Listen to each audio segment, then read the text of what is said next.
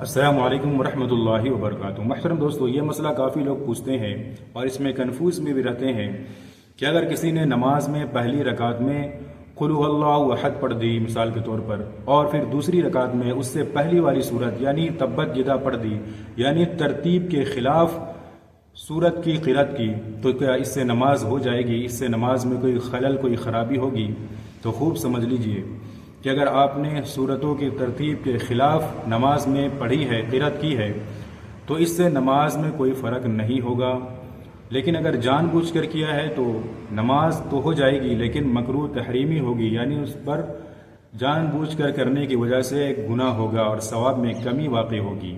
لیکن اس سے سجدہ سہو لازم نہیں آتا، کیونکہ صورتوں کی جو ترتیب ہے وہ قرأت میں واجب ہے، نماز میں واجب نہیں ہے۔ لہٰذا اگر کوئی ترتیب کے خلاف پڑھ دی، مثال کے طور پر قل اللہ احد اور دوسری رکعت میں تبت یدا پڑھ دی، تو اس سے نماز ہو جائے گی، لیکن سجدہ سہو لازم نہیں ہوگا۔ اور اگر جان بوجھ کر کیا ہے تو یہ مکروہ تحریمی ہوگی، یعنی نماز تو ہو جائے گی لیکن ثواب میں کمی واقع ہوگی اور جان بوجھ کرنے کی وجہ سے اس کو گناہ ہوگا۔